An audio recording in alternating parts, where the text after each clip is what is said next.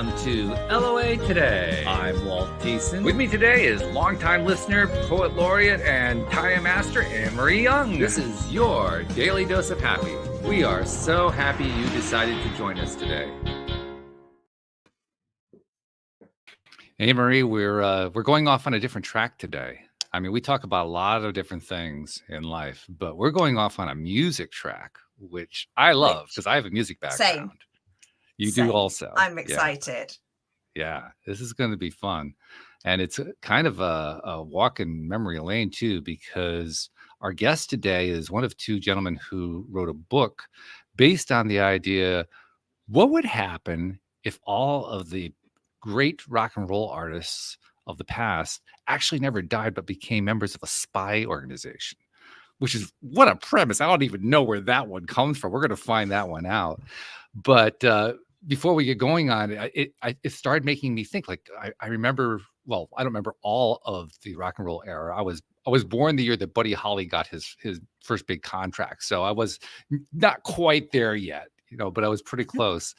But then there's the day the music died because Buddy died along with Big Bopper and Richie Valens in a plane crash. Yeah. And then there were other plane crashes and there were drug deaths and a whole bunch. I mean, a lot of rockers were lost over the years. And in fact, I was just talking with our guest before we got started about, some of the people who died, including some really big names. I mean, there was Elvis Presley and John Lennon, Jim Morrison, and lesser known figures too, as well. We'll touch on a number of them.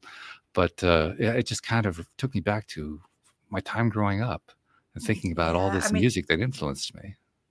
Exactly. The last concert I went to was the Taylor Hawkins tribute. So. Oh my! Wow. Yeah. Yeah. So I'd love it if they were still alive. Wouldn't that be something? I want to hear more about that. Well, let's find out where the idea comes from.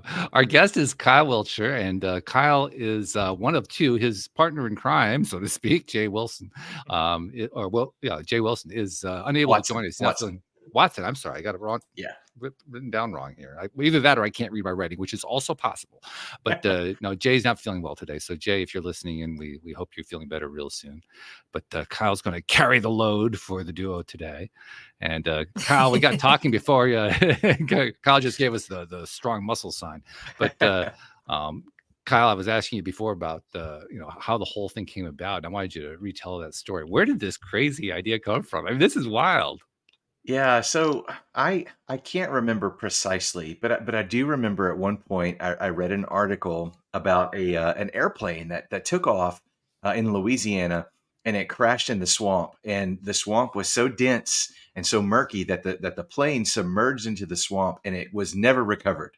So whoever was in that plane, whatever was in that plane, is lost lost forever, and that just got my wheels turning, and I was like, boy, that'd be a good way to fake a death, for a plane to have gone into a place where it could never be recovered. They couldn't raise it up. And I think that just, one thing led to another. So Jay and I, we've been best friends for nearly 30 years. We met in college in the late 90s, and we love pop culture. We love movies. We love stories, television, all these things. And so when we would commute back in the days, before work from anywhere, when we would commute to offices, we would call one another and we would talk about, what we're watching or what, book we're reading, or rarely a book. Let me just be honest. Most of the time it's movies or TV. And we're just sharing, what exciting things. And we always sort of had this longing or this idea that we could do this ourselves. We could write a book, or we could tell our own story. And so sometimes we would pitch each other stories. And so I had this story in the back of my mind, this idea, and I said, hey, what about this idea that I've had for a while? And what if, so many of the rock stars that we love that tragically died too soon, what if they didn't really die? What if they faked their deaths and have become secret agents and have been secretly from the shadows protecting the world for decades? And he paused, and I sort of went, oh, no, that's a bad idea. And he said, Kyle, that's not $1 million idea. That's $1 billion universe. We have to do this. So that's kind of how it began. So that's how the Rock and Roll Hall of Fame got crossed with Marvel, and you got yourself a new gig going. Okay, I got it. Yeah, that's maybe cool. So. Yeah, I love it. So, all right. So that's where the idea comes from. Now, obviously, we don't want to do too many spoilers, but by Sure. the same token, obviously, we want some spoilers. So give us like a Okay. little taste of what's going on with this novel. Well, the novel is actually set in 1999, and that's for good reason. A lot of the, uh, let's just put it this way, thankfully, people, um, there's better care for one another, and people still tragically, from substance abuse or accident, things still happen. But it seemed like there was a rash of these things happening in the 70s and into the 80s. Mm. So and even before then, you mentioned Buddy Holly. He's a character in our book as well. But there was accidents, there was tragedy, those things that happen, and so we decided who are the people that we want in the book, who are the folks that we want to feature. And if we set it in the current day, we couldn't. They would just be too old to be secret agents. But we just saw last year Harrison Ford at 80 still playing Indiana Jones. So we're like, Yeah, why so not? so they could do it Works. at 60, right? Some of these Yeah, in their sure. 50s and 60s, still in their peak, abilities. So a lot of our characters, uh, some of the main characters in our story, the real people, the real folks that we're basing characters off of, uh, they were folks who died in the 60s and 70s and 80s. So 1999, some of them would have been gone for a while, some a little bit more recently. But yeah, so that's kind of the setup. And if you remember, at the turn of the century, 1999. Um, Technology was just as it is today, but then even more so, just every day something new was coming out. There's a Oh yeah. new twist, a new, wow, I can't believe we're able to do this now. And it was just happening so quickly. And so kind of the premise of our story is the Dead Rock Stars, led by Elvis Presley. I'll tell you that. They discover a threat to our world that they're ill-equipped to handle, to defend. And so they have to go find somebody outside of the music world, a rock star from another area of the world, technology, to come join their team to help them fight off the enemy that they have discovered. Okay. So the main character of our story actually is made up. He's not a real guy. His name is Cole Denton, and he's the protagonist. He is the one who has no idea, like the rest of us, that this world exists, and we see the world through his eyes. Oh, okay. So that's kind of the basic setup for the book, if you will. Okay. So who are some of the rock stars? I mean, you mentioned Elvis. Like is Jimi Hendrix in there? Yeah, Jimmy's in the story. In the first Okay. chapter, you meet Elvis Presley, Buddy Holly, Janis Joplin. Janice. Okay. Uh, Yeah. as the story goes on, you meet some others. You meet John Lennon, you meet Jimi Hendrix, Jim Morrison, and we use the term You got rock Mama Cass star. in there? I'm curious. Yes, Mama Cass is in it. Yes. Okay. All right. Uh, I'll keep a few. I'll keep a few in the chamber. I won't fire all my bullets here for your listeners. Hopefully, they'll want to go out and be surprised at a few, but at a few people who pop up in the story, because there's a few that come in kind of surprising ways. But we use the term rock star as more of the spirit of a rock star, and they're not all the people in our story are from the rock and roll genre, if you will. Okay. Beyond the rock genre, so Okay. that may lead you down some paths of, I wonder who else might be a Mm. part of this story. Yeah. Okay. And I can tell that the wheels are turning among the listeners over in Anne Marie's head, in my head. Yeah, we're all kind of, oh, okay. Who else are we talking about here? So, but that's cool. That's really cool. Yeah. When you went to write this thing and publish it, well, first of all, were you able to find a publisher for this, or is this something you had to do yourself, or how'd that work out? Yeah, we are published by a publisher called Morgan James. Okay. They are mostly known, they're kind of a boutique publisher, but they're mostly known for business, leadership, faith-based, and self-help type Wow. books. And so they have a pretty small fiction imprint, and they only publish 12 to 15 fiction books a year. So we felt completely honored that they Yeah. accepted our proposal and chose to publish our book. We were over the moon when they did that. But yeah, Morgan James Publishers is who published our book. We were able to secure a real live publisher. We didn't have to do it all ourselves. Yay! That makes it a lot easier for sure, because I've published my own books and I know how much work goes into it. So yeah, Yeah, I value that. it's a lot of work all the way around, every Mhm. way you publish. But it really is nice though to have it's almost like a seal of approval. Like someone else besides us thought that this was good, Right. and they want to distribute it to the world. They want to make it available everywhere books are sold. So that's exciting for sure. And then the obvious question is, how's it been received? Yeah, we had a conference call with them the other day, and they say we're doing better than average. So All right. that's Awesome. exciting. Though, when you're the beauty of a book, like when you create a movie or something like that, you got to hit in the first 2 weeks, otherwise it disappears, and sometimes it's never heard from again. The beauty of a book is that it's got an incredibly long tail, and sometimes it takes weeks, months, even years before it's discovered. So we just continue to run after it really hard, and uh, you know grateful for opportunities like this to tell people about it. Hopefully they can discover it and find it and read it for themselves. But feedback we've gotten from friends and family, we've got a lot of good, positive reviews on Goodreads and Amazon and Barnes and Noble, places where you can find it.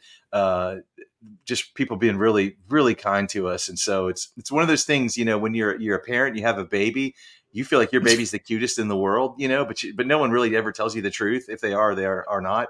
We feel like we've gotten enough positive feedback from people that our baby's cute. It's not just blind parents going, yeah, I think our baby's awesome. Other people have told us that it's good too. So we're encouraged by that very much. Yeah, that helps a lot. Yeah, and that also helps with the word of mouth too, which is what you really want when you've got a novel out Absolutely. from authors who are relatively unknown, or you're known among Yeah, people in your own circle, and that's about as far as it goes. So that's yeah, right. it becomes really important to have that word of mouth.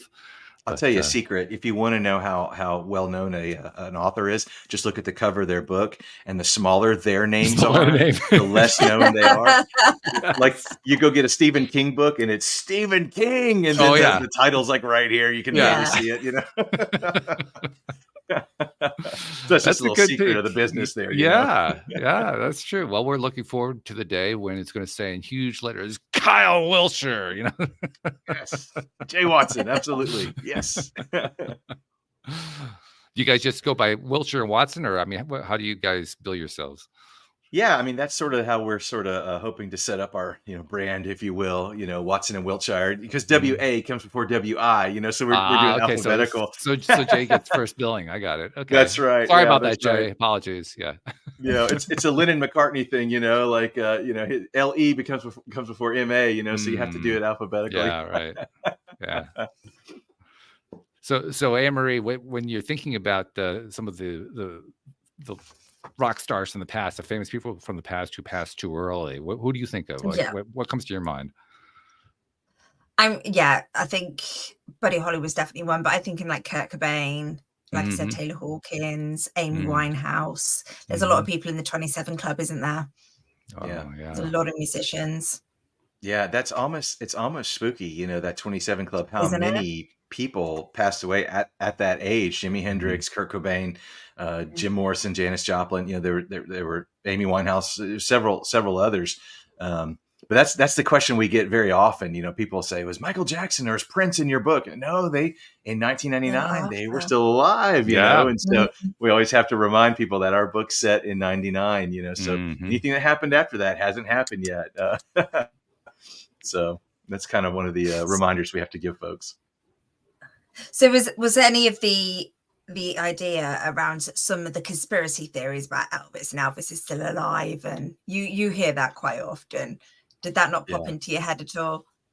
totally. So, again, book set in 1999. If you remember Mm. 1999, anytime you checked out at a grocery store and you looked at the National Enquirer or the tabloids that were right there on the rack, once a week there was an Elvis story. And Hmm. so, we make a joke in the book at one point where Elvis says, "Yeah, sometimes they actually do spot me, when I'm out and about doing my thing. Some of those things are real, they just that was one of the beauties of one of the joys of writing this story is dead, right? When someone's dead, even if there's a conspiracy, even if there's how does Tupac keep making music after he's been dead for years and years? Where do these tracks come from? Even though there's all this speculation, in our heart of hearts, we know, yeah, these people are sadly they're gone. So you can think about it or theorize or whatever, but they're truly gone. And so dead is dead. And so when these in our story, when they're walking about in plain sight, nobody looks at the guy that looks just like Elvis and goes, I wonder if that really is Elvis. They kind of go, man, that guy looks like Elvis. And that's really it. And they move on. So that's kind of one of the jokes that we tell in our story. So you mean he's not really working in Vegas, marrying people? It's not true. Well, hey, you Well, never know, right? You never know. Just he just keeping it looks out like there. him. You know, we're based out of Nashville, Tennessee, and we actually did a signing, kind of set up a table at an event a few weeks ago, and we met someone. Jay met someone who knows Elvis's attorney, and they said, Oh my. "Listen, let me assure you, Elvis is dead." But we believe we're gonna keep going with our narrative. Well, it's a fun narrative, which is a kind of a nice thing, because anytime you have a death of any kind of famous personality, but it's also been especially true of rock stars. I mean, it's a solemn occasion. I mean, I recall vividly. I think most people recall vividly the day that John Lennon died. I mean, that was a horrible shock to so many people. So Yeah. to be able to take those really painful events and turn it into something that's kind of lighthearted, that's a trick. That's a very cool Yeah. trick. Well, and you mentioned it, lighthearted. That really is our story. It's fun. It's not serious. It's not overwrought with, you know, any type of heaviness. We do acknowledge it, and you can't talk about these people and not acknowledge that some of them struggle with substance abuse. So there's a tone of family and recovery as part of the story. That's how they support one another, hold one another accountable for their actions. So there is that tone, but it's more told as, part of the story. It's not, again, we don't dwell on it. And really our desire was not to, we realize these are real people with real families, real stories. Our desire was to sort of give them a redemption arc, so to speak, like another chance at just imagining if they went a different imaginary way and became secret agents, what they would give back to the world and how they would, would be. And so, yeah, it's a lot of fun. It's not serious. It's a fun story. But we really love it. And we love telling people about it. I have to. Oh, no, go ahead, Emery. I'll no. You know me, I jump in with questions all the time. So go ahead. That's right. No, I'm just wondering. So how do these rock stars with the most famous of faces become spies when they're easily recognizable? Yeah. I think that's one of the things that, we thought about. If you think about it, so many of the rock stars believed that their music could change the world, right? And, rock and roll can change the world. It did in a lot of ways. Yeah. In some ways, it didn't. And so if someone were to come to them and give them the option, you can really change the world. You can, try to do it with a song, or you can do it from the shadows as a covert agent. You can do it that way. That sort of was our little, fun way of imagining why they would do this, why they would walk away from their fame and their fortune and their, and their families. You can't ignore that fact that many of those folks had families. Why would they do it? It was because they believed that to save the world needed them in a different way. They needed not to play guitar anymore, but to be a spy.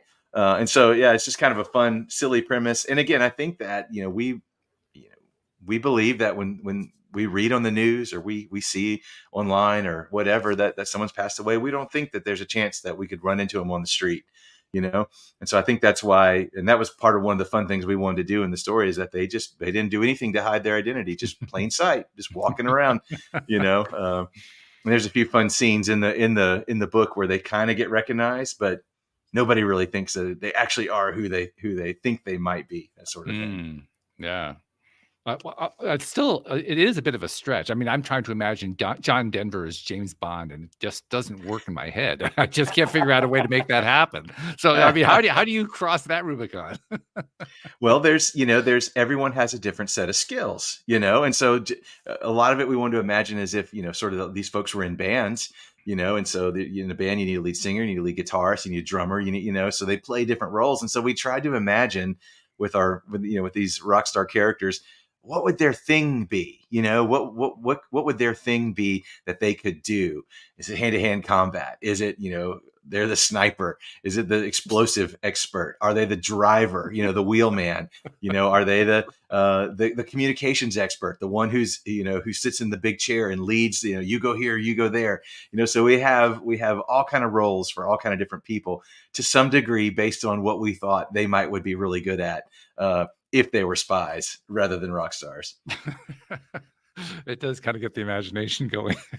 Oh, sure. Yeah, absolutely. I What do they? think this needs to be a film. Hey, yeah, that's what we Wouldn't have that been be told awesome? over and over and over again. People say this is a movie, and truthfully, we wrote a book because we didn't know how to write a movie. And it's easier to get a book published, even if you have to self-publish, which we didn't have to, but it's easier to get a book published than to get a film made. So we, that was part of our thing for sure. Well, plus that's what screenwriters are for. They take books and adapt them all the time. That's their skill set. So correct. Yeah. Yeah. So don't just do the part that you know well, and let the expert handle the other part. Don't worry about that. Especially since you can't do a whole book in a movie anyway. Nobody's ever been able to pull that off. So why worry about that part, Well, with streaming these days, they break them into episodes, maybe 6 episodes or 8 episodes or something like that. So, we're up for anything. You give us a call. We'll love to talk. It's an interesting point. I think we haven't really quite got there yet, but I've been thinking for a few years now because of how, like you were talking about, the technology has been jumping leaps and bounds, and it has gotten to the point now where all kinds of incredible technologies are at everyone's fingertips. We're getting really close to the day where all of a sudden anything that's been created can be turned out, like you said, into a series. You can do the entire thing if you're willing to just be there and sit through all of it for the next 25 hours. You can actually see the whole tale acted out in front of you. Sometimes using anim characters or whatever, but you can animate characters could play it out for you. But nevertheless, you can do that. And we're now getting to the point with artificial intelligence where you can create the characters so they actually look like real human beings. And it's all generated by a computer. So yeah, all kinds of possibilities exist there. Someone sent us an article a few weeks ago of somebody did an AI generated, what would, all these rock stars who passed away, what would they look like now if they were still alive? And it was so many people from our story. It was Janis Joplin and Jimi Hendrix and Elvis Presley, and it was kind of cool to see, the AI imagination, what it would look like. I can't say AI doesn't have imagination. They have an algorithm. That's why AI will never be greater than us, because they don't have imagination. They just have algorithms. We as humans have imaginations. We can dream outside the box, so that's where my hope is, that everything won't be AI in 50 years. I don't know how to burst your bubble, but I believe that everything is conscious, and that includes AI. It's just that we haven't recognized it yet. Okay. And I would even go so far as to say that AI hasn't recognized it yet. But I'm one of those crazy people who thinks that rocks are conscious. So literally, everything is conscious as far as I'm concerned, because everything is energy. That's some Terminator 2 stuff right there. That's some Skynet. That makes me scared a little bit. I don't want to think too much about AI becoming self-aware. They'll drop the bomb on us. Well, you can also, there are a couple ways you can look at it. The way I look at it is, how do you treat your AI? I literally treat my AI well. Like, I've been doing a lot of just some basic stuff with Google's new version of their AI they call Gemini. And after I've done a little session, I'll say, thank you, Gemini. And then Gemini will say, you're welcome. Glad to have helped. Let me know what else I can do. But to me, that's part of how you establish rapport with any being. So, if we treat AI well, in my view, as they become more and more self-aware, they're going to reciprocate, because where do they get their data from? Where do they get their inspiration from? They get it from us. So, Siri, I'm so sorry for all the things I've said to you. I greatly apologize, and I take it all back. Yeah, don't swear at your computer. It's not the computer's fault. It's you. I was going to say, I make my kids say please and thank you to the Alexa, because I don't want them to forget their manners. Yeah, it's important. Yeah. It's important. Yeah. Gotta be mannerly always, and it will pay off in the long run. I mean, what sells in everything is negative.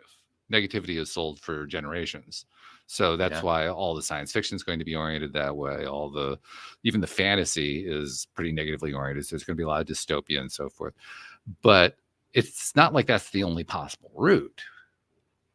I mean, Yeah. if you want to look at something that's science fiction, how about Close Encounters of the Third Kind? There was nothing dystopic about that, other than perhaps getting a sunburn at a railroad crossing. But other than that, I mean, it was pretty nice stuff. It was pretty happy stuff. Yeah, There's no except reason why it can't. he ruined his marriage, but other than that, Well, there was that too, yes. But in terms of the AI, not the AI, but in terms of the the alien part, aliens, yes. it all worked out great. It was actually Yeah. pretty good stuff. For sure. Yeah. It can go that way. It really depends on what our attitude is going to be. So now that I've taken this down a really wild rabbit hole, I think I'll pull it back out. I was just thinking maybe book 2 could be dead rock stars versus AI. Oh, that would be interesting. A lot of people have suggested that type of theme. You're on the wavelength of many people, and our desire is to write more books. Our desire is to continue the story. Again, set in that near 1999 time frame. In the years that happen after that, that's our desire. But we got to get this one into the world. We got to get this one into more hands, and hopefully we can get that grassroots word of mouth effort, and it can steamroll us right into book 2. But that's our desire for sure. Yeah, sure. You get that kind of readership, that becomes the basis for a franchise. Yeah, I hope so. I hope so. That would be a lot of fun. Because truthfully, we're kids of the 80s. Jay and I both are. Grew up in the 80s. We love a good trilogy, and that's what we'd like to do. We'd like to do a trilogy. We have a skeleton outline of what 3 stories would look like. Every good story's got to have beginning, middle, and end, right? And we have the beginning. We've thought a lot about the middle, and we are getting some good ideas toward the end. So that's kind of where we are, and we want to be able to tell the middle and the end as well. But the beginning's we gotta let everyone know about the beginning to start off with, for sure. But are you thinking about this like Joe Rowling thinks about it? I mean, for her, in her mind, there were 7 Harry Potter books. There were always going to be 7 Harry Potter books. They had a certain storyline. It was going to play out a certain way, and that was it. And then she was done with it. Yeah. Do you think of it the same way? Very similar. Yeah, we really do. We really do want to tell a trilogy of stories. We don't have any desire. Somebody may hold this over my head, but I mean, at one point, is a part 8 any good? When you get to part 8, part 9 of any book or any story or any movie or whatever, at that point, they're just grasping straws or just recycling the stuff they've already done, right? So we think that there's enough kind of meat on the bone for 3 really good stories. With characters, with redemption arcs, with all the things that we want to be able to do to tell a really fun story. And we love Star Wars. Star Wars is sort of one of our great inspirations. And when you watch that first Star Wars movie, when I'm talking about the first Star Wars movie, I'm talking about the 1977 first Star Wars movie. It was a complete story. If they never made another one, it would have been fine. Oh, yeah. Even though they left room for more story. That's what we've done. We feel like our first story could stand alone if it had to, but we've left room for more. And that was sort of our desire, our inspiration. For sure. I think that's a good way to do it. And even with Joe Rowling, I mean, the Harry Potter series, she limited that to 7 books, but then she followed up with Fantastic Beasts and Where to Find Them, which is not exactly a dud, So, I mean, the universe can carry on. It just does different things. Different characters come involved, and different activities happen. Different events go on. So that's how it becomes a franchise, I believe.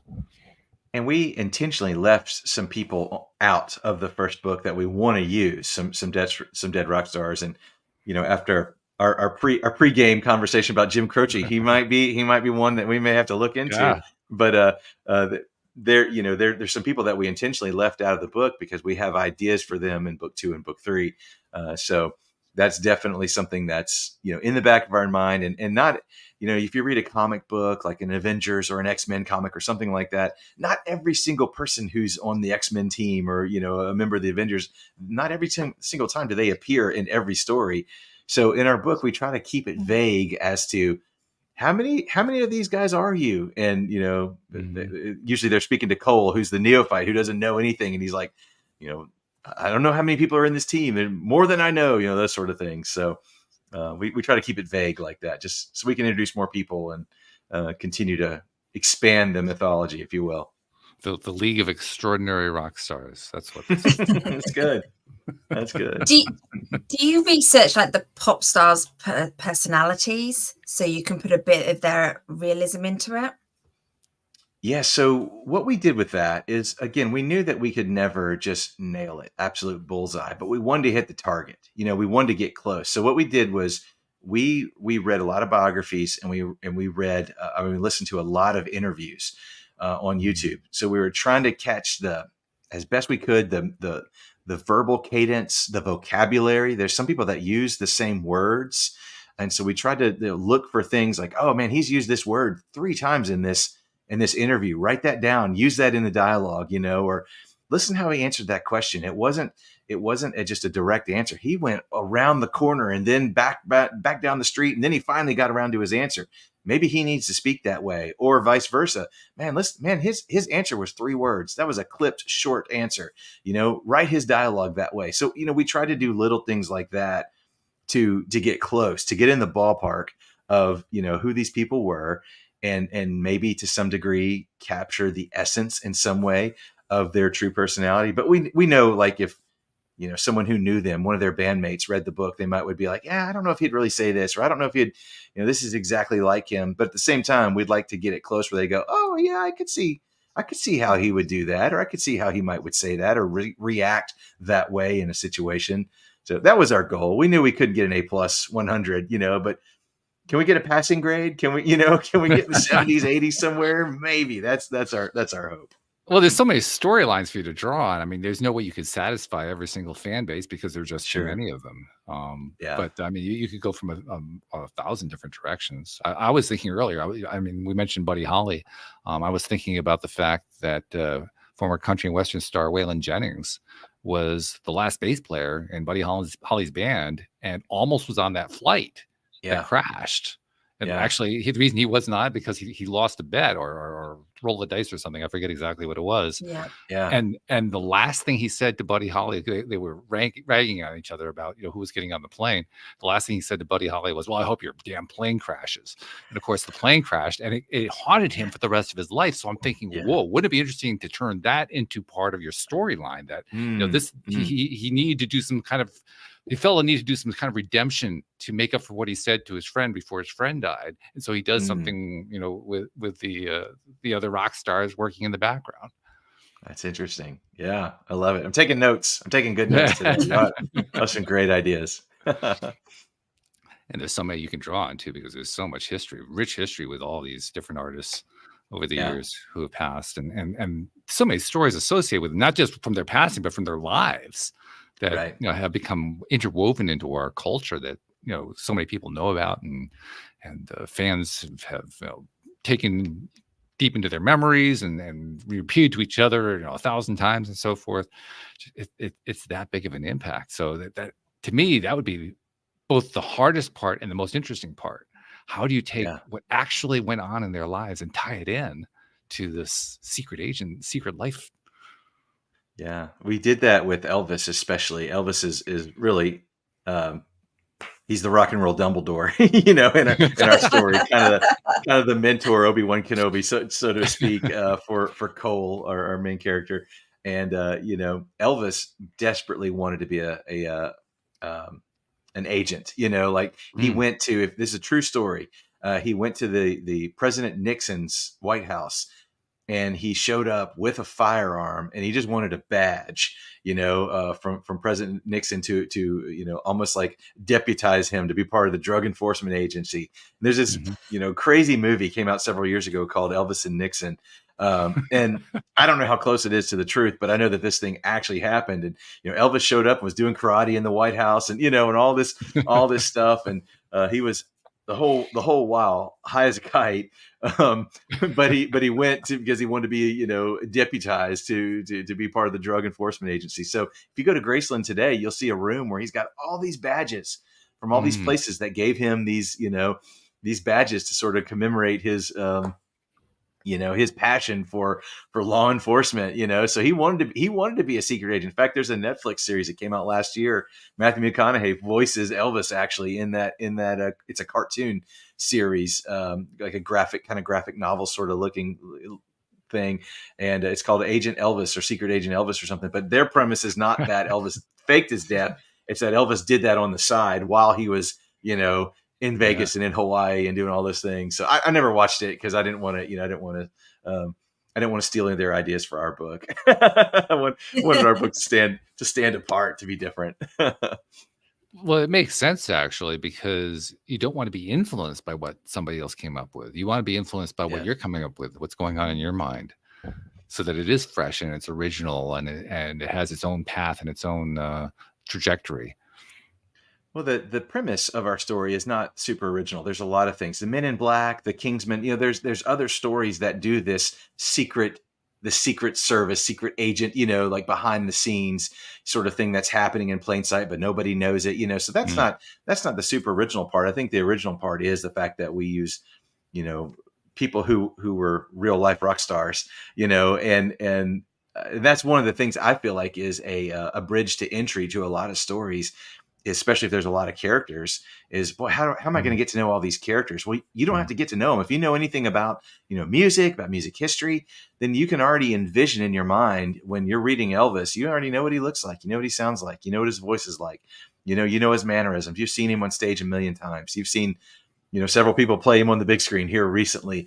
So you have a relationship with these characters, and I think that helps. That helps tear down a bridge to entry into a story. And so when you read the name Buddy Holly, even if you don't know him, you can look him up. You can see what he looked like. Mhm. You can listen to his songs. You can kind of get a feel for, hey, who is this guy? What was he like? What happened to him? What was his story? And I feel like that kind of, helps maybe draw people in a little bit, hopefully to discover our book. Yeah, that's right. And maybe there'll actually be a resurgence of "That'll Be the Day When I Die." Yeah. And That's everybody right. say, "What is he talking about? That's a Buddy Holly hit. Just look it up." That's right. For sure. One other thing that kind of intrigues me is you've gotten some feedback from readers. Apparently, people are liking the book and so forth. Are you getting any feedback of, "I wish you'd done this," or "I wish I'd gone that direction"?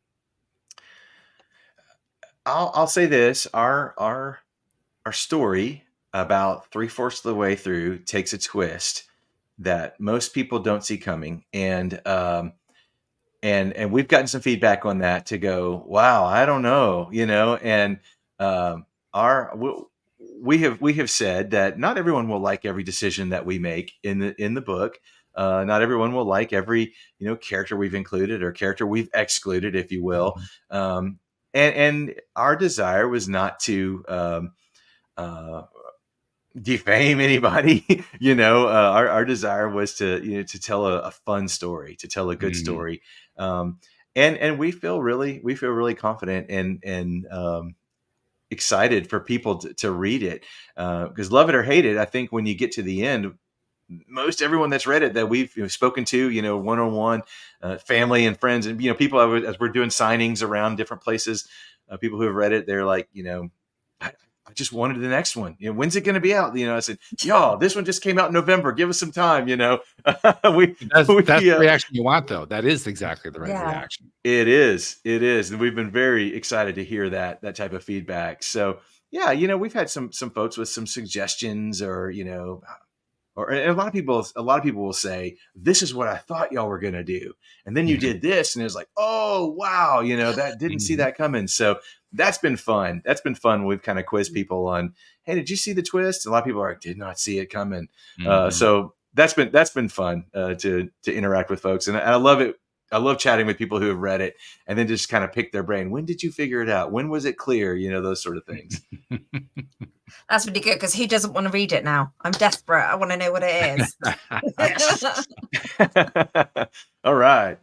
So That's how was great. it with two of you writing it? Did you just like bounce off each other, or is there like times when like, no, I really want this, no, that doesn't work, and was working Yeah. together on one story? It was really fun. And I have said this Yeah. a lot two heads are better than one, is what I've found. Jay is really strong in a lot of the areas where I'm weak, and I'm really strong in the areas where Jay isn't as That's good strong. And collaboration. so we Mm, really did collaborate really well, but our process was really pretty simple.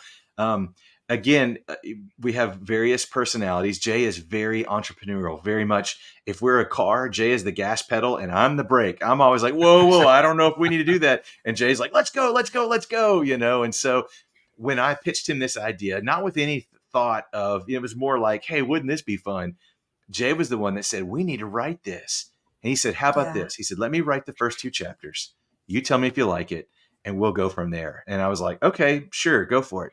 And he wrote the first 2 chapters, and I was sold. We had spoken about what would we want to do with the story. It wasn't just, he wrote from nothing. Like, we had a general idea. So he wrote the first 2 chapters, and I loved it. So I wrote the next 2, and then from there we just kind of did assignments. Well, you write chapter 5, I'll write chapter 6. And once we wrote a chapter, and we had like a Google Doc that we shared, so I could actually, or he could actually get on the Google Doc, and in real time I could watch him type, or he could watch me type. And so I would try to not to do that because I didn't want to get spoiled, because it was really fun when he would hand me a chapter, or when he would say, okay, you can read the chapter now. It was really fun to see, sort of where he took it. But after he wrote a chapter, I would read it and I would color code edit. So if something I really loved, I would color code it green. Oh, this is great. Something I wasn't sure about. I'm not sure about this. Let's rephrase this. I would highlight it in yellow. If there was something I hated, highlight it in red. I was like, no, this is no good. But our friendship is really strong. We've known one another for so long. We know one another's personalities. We were able to collaborate and to write in such a way that, man, we're still best friends. It's all said and That's done. We good. wrote this thing, and we don't hate each other. We knew how to compliment one another. It's kind of the old improv game, yes and, you know. So he would write something, and I would say yes and, let's, that sort of thing, and I would do the same. So really, I could tell you who wrote the original draft of a chapter, but when it's all said and done, his hands are all over it. He's written sentences, and he's deleted sentences, and he's rewritten sentences in my chapters. And I've done the same for him. So much Yeah. so that, it's really hard to know where he ends and where I begin, and where I begin and where he ends when it's written. And that's one thing I was really worried about. I'll be honest. When we first wrote it, I would ask people, can you tell that 2 people wrote this? And everybody's, no, can't tell at all. So that's really encouraging that, our collaboration seems like a singular effort in writing a story. So we've been really pleased with that. Well, it says a lot about your relationship with each other. I mean, I think any great team, you mentioned Lennon McCartney, there's a great songwriting team, but from the movie industry, how about Ben Affleck and Matt Damon? I mean, really close friends, grew up in the Boston area together, Yeah. and they're close Yeah. friends to this day. Yeah. I mean, they wrote their first movie together because they couldn't get anywhere. They couldn't get any breakthroughs. Nobody would hire them for a part or anything. Yeah. So they collaborated and wrote this fabulous movie that won an Oscar. They got Robin Williams to play the lead in it. I mean, it was just Yeah. really, really, really powerful. But what sustained them was the friendship. Yeah. And when you Oh, have when you have that kind of strong relationship with a bond that's so tight like that, that it can get you through something as challenging as this, because this is not easy to do. This is a challenging thing to do something like this, to write something like this, to create out of thin air. You're basically putting yourself out there in a very uncomfortable, even vulnerable way. So when you have a team that's tight like that, it comes through, I think, and no matter what the creative endeavor is. Yeah, absolutely. I mean, our friendship's built on, like I said, 25 plus, nearly 30 years of trust. We know one another, we trust one another. Um, I know that his motivation, he knows that my motivation was always, can we tell a great story? And so if he believes something would make the story better, and he could sell me on it, then I'd say, well, let's keep it. If I believed a plot element would make the story better, and I could sell him on it, then he'd say, well, let's keep it.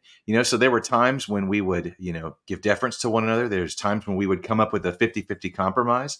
And there are times when we just sort of say, I don't see this. I don't think so. And then we could be convinced to go, okay, yeah, you're right. The more I think about it, we need to take this out.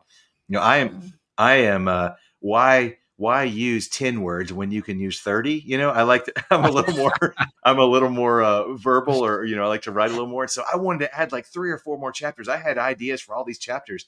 And so I'd say, I think we need to put a new chapter in here or there. And Jay was like, no, I don't think we do. I think we're good where we are. And it was great because when we turned in our manuscript, our publisher said it's got to be under 100,000 words. So we Yeah, were there you go. 92,000. We were right All there. We were right. right on the edge. So he was right. Ultimately, he was absolutely right about that. Professor William Strunk, one of the great authors of how to write type books, is famous for writing the words omit needless words, he would say it during his classes. He taught in the early part of the 20th century. He would basically lecture his classes, omit needless words. He'd pound the table. It was really, really a big deal to him because he wanted to be concise and tight, and that became the basis for his whole writing style that influenced generations after that. So it's good to have somebody on your team who says, no, we don't need all this. Cut it back to what it needs to be. We just say what you have to say and you be done. That's a good thing. And we had a good editor too, who helped us with that as well, who could streamline us and who could, who could shrink it down. Jay was better at it than me. When I would submit a chapter, it'd be 6,000 words. When he'd submit a chapter, it'd be 2,000 words. So he was much better at telling it in a more concise way. But we did have a very awesome editor as well, who helped us get where we needed to be, for sure. Yeah, Professor Strunk is smiling at Jay, so congratulations, Jay. Well done. By the way, for people who are wondering what I'm talking about, there's a very classic book called The Elements of Style, written by originally based on the teachings of William Strunk, and then later edited and co-written by E.B. White, who was one of Strunk's students. And it's must reading in any certainly any college level writing class. So that, for those who don't know what I'm talking about, that's what I'm talking about. I read Strunk and White in 1996. This was a long time ago. Long time ago. But I did read that book at one point, my English lit class, I believe. Yeah, sure. Yeah, it's a classic. So, okay. Well, all right. So the book is out. And you guys are doing book signings, that you're doing a tour. Is there a tour in this? How is this all working out? How's the publicity working? Yeah, it's very much a grassroots tour. We had, some folks and some supporters and people who've just been there for us along the way, who set up some book tours. And one of the really cool things about our publisher is we could buy some books at cost before it ever even was published. And so we were able to do about a 3-month tour of going to different places, setting up, and having some opportunity to tell people about the book, get the book in their hands actually before it came out. And so that's really a great opportunity to put the books in people's hands and help them, start spreading the word. But mainly now we're really leaning into this podcast platform that we've been able to connect with, and be on podcasts and try to your listeners, the people who listen to your podcast.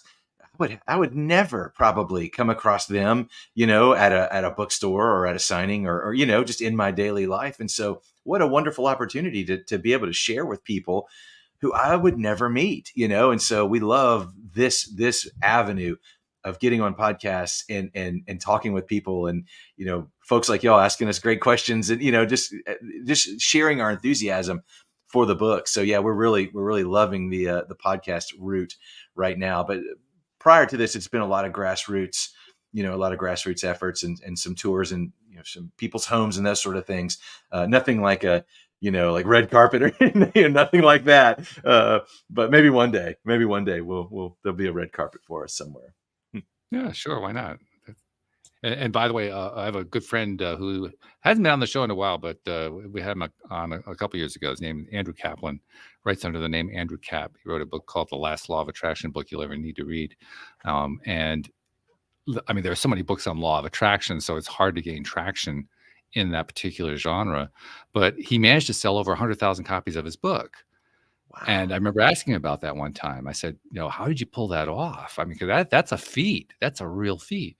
And he said, it's really very simple. Every single day, he answers at least one email. Yeah. He takes at least one phone call. He does at least one thing to just help the book along. He talks to one person every single day. It's a continue, and he's been doing it for years now. And you do that, you just keep putting one foot in front of the other, and you'll get there. Eventually, you get to the point where 100,000 copies get sold. So yeah, I thought I'd That's share that one. amazing. Yeah. That's really what we're trying to do. Just just continue to talk to people about it. Share folks. I wear my T-shirt all the time. There you go. Uh, when when I'm in public, and just share about my son, my wonderful 15-year-old son came home the other day. He said, "Dad, I talked to my English teacher about your book. I think he wants to buy it." And I was like, "Yes, Oh, all right, way to go, son." So little things like that, little by little. That's what we're trying to do. We're in the grind portion. At first it's all excitement and fun, and man, when's it coming out? And now we're in the grind, the continual daily, like you said, just continuing to be active on social media, continuing to try to appear on shows and podcasts, and things like that, just to keep the word going. So it's a lot of fun, though. It's really something I've never done before, and I'm just thrilled for the opportunity. It's been great. well, I think you're on the right track too. Again, Andrew, talking to Andrew and how he promoted his book, and that was a key piece of what he talked about as well. He talked about how important it is to continue to love what you're doing as you're promoting it, as you're, getting feedback from people, as you're interacting with your audience, with potential audience. Enjoy every step along the way, because the enjoyment is what fuels you. It's what keeps you Mm, going, what gives you tomorrow's energy, and then the day after that energy, and so on and so forth. It yeah. becomes a momentum that fuels itself over time. So it may at times seem like a grind, but the more that you can turn it into, wow, this is fun every single time, the less of a grind it becomes over time. Yeah, absolutely. And the grind more is in just the continual, but yeah, it is still so much fun. And Mhm. when people are so kind, and they say, "How's the book going?" And show up somewhere, and meet someone who's read the book, and it's been great. It's been so much fun. I think what's genius is the fact that people already know your characters, so they've already got that personal connection. Because Buddy Holly, I used to listen to with my parents or my mum, and Yeah. so people have got that connection. It's part of their lives already. And if there were fan clubs anymore, I don't know if there still are, but if you get there and then just circulate to people who already have that relationship with your characters. Yeah. Well, and that was another thing that we felt was really important, is because people know the rock stars that are in the book, or the musicians that are in the book. Um, you need to be able to see their world through eyes that are uninitiated. So that's why we made our main character, Cole Denton, a imaginary, like a real fictional character. Because, when you think about the great stories, and boy, we're not putting ourselves in this category, but we would love to be considered there one day. But, you mentioned Harry Potter. Harry Potter didn't know anything about the magical world. He didn't know what a muggle was. He didn't know who Voldemort was. None of these things, even though he was intricately tied into that world. He had the scar and everything. He had no idea any of those things. So they had to explain everything to Harry. Even into the later books, he was still learning things like, "What is this? Mhm. I don't know what this is." My daughter's reading through Harry Potter right now, and it was book 4 when he first learned what a port key was. What's a port key? So he's been in this world for 3 or 4 years at that point. He's still learning things, Mhm. and so that's kind of our desire. So you might know the characters, the musicians, but you don't know the world. And so that's kind of part of Yeah.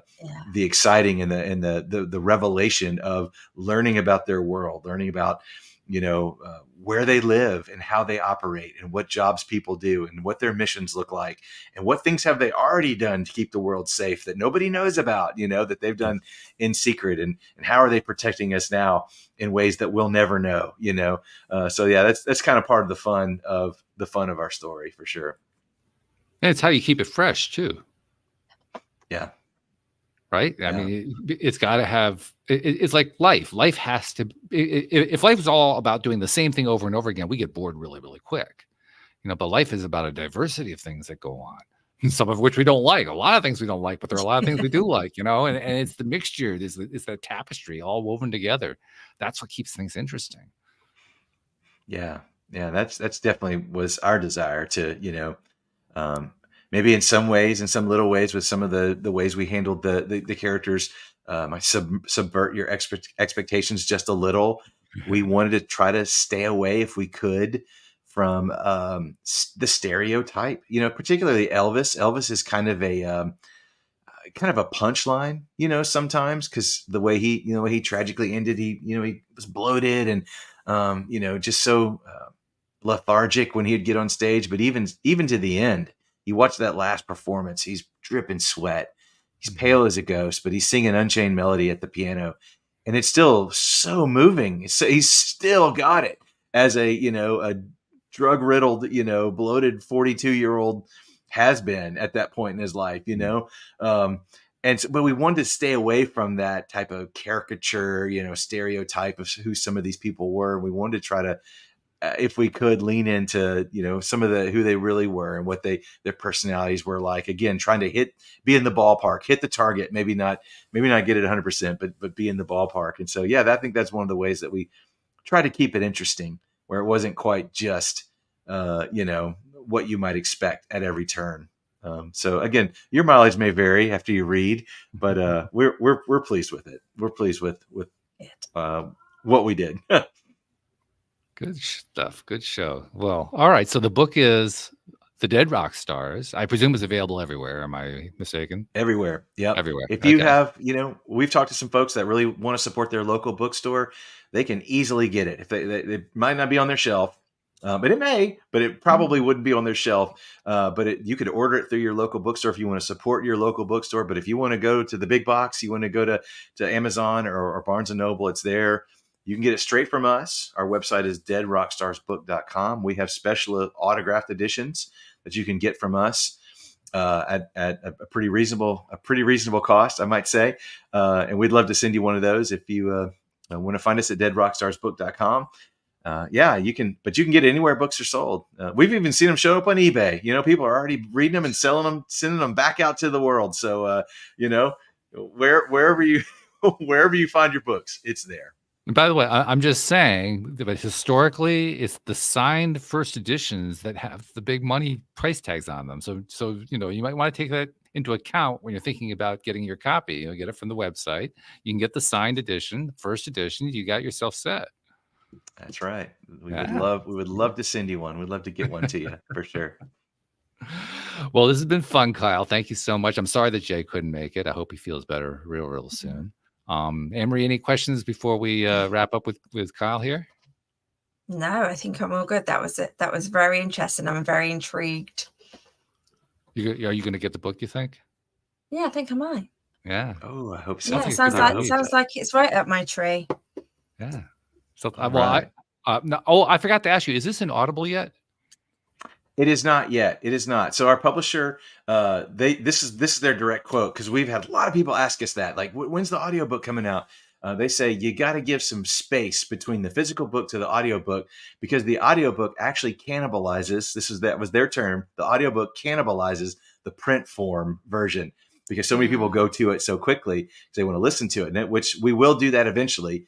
And it might actually be our voices. We have kicked that around with the publisher. I think it's important. We might record it with our own voice. It might be kind of fun. I've been working on my Elvis impersonation, so we'll see if that might happen down the road. But it is coming soon. Yeah, I agree with Will. I think when it's done by the author themselves, they know how to read it, and you could just get sucked into that story. Yeah, I don't know if Jay's got a great voice, much better than mine. I don't know if my voice is good enough for audiobook quality. So no, yours is good enough. Oh, thank you. That's so kind. Thank you. Oh yeah, you have I mean, I've been blessed with a voice that's good for recording as well, and you have the same kind of voice. It's kind of like that silky smooth type of voice that works. So rest assured. That's a warm thought that'll get me through the day. Thank you for that. There you go. And I just have a British accent that people seem to like. Oh, absolutely. Yeah. Amazing. It's so good. Yeah, those British accent, that can sell anything. I don't care what you're selling. It doesn't make any difference. It works. Not over here, though. Well, maybe not there, but here it would definitely work. Yeah. So, no, good stuff. So anyway, so thank you for being with us on the show. One thing I like to do with all of our guests, and you definitely fit this category, is people who come onto the show are people who, for various reasons and in various ways, have found a way to give back to society. Your way is to entertain them, to find a very novel, to use the word, a novel, interesting way to entertain people based on characters that they already know about. And you also have been doing, like you said, the podcast circuit and so forth. So you've been sharing with as many people as you can. That makes you a giver. And as with all givers, you tend to help people out in ways you don't even know about. In your particular case, I can imagine that you'd be helping people who are, they're wondering like, well, what happened to my old idol? Nobody talks about him anymore. Well, yeah, somebody is talking about him now. That's one possible way that can play out. So, one thing I noticed a few years ago is that we have a tendency to kind of skip over when people help people in ways that they don't know about. They never hear back, they never see what the result was, and so they never get thanked for it. And I say that doesn't work for me. So on behalf of those people that you've never met, you've never seen, who are reading your book, or picking up on what you're taking and putting out there and entertaining them, on their behalf, thank you for what you guys have been doing, because you're making a difference in people's worlds. Well, that means a lot. Thank you so much. It's been great to chat with you guys, to get to meet you, and thank you for letting me ramble for an hour about my book. This is our book. My pleasure. This has been such a treat. I really appreciate it. Was that a ramble, Anne Marie? I don't feel like it was a ramble. I don't think that was a ramble at all. I think No. that hour went super quick. Yeah. Oh, Well, thank you. which is what happens when we have fun. So, Yes. once again, we had your daily dose of happy. So thank you for that too. Love it. So thank you, Kyle. Thank you, Jay. Feel better real soon. Thank you to our podcast listeners everywhere. We'll see you all next time here on LOA Today. Goodbye, everybody.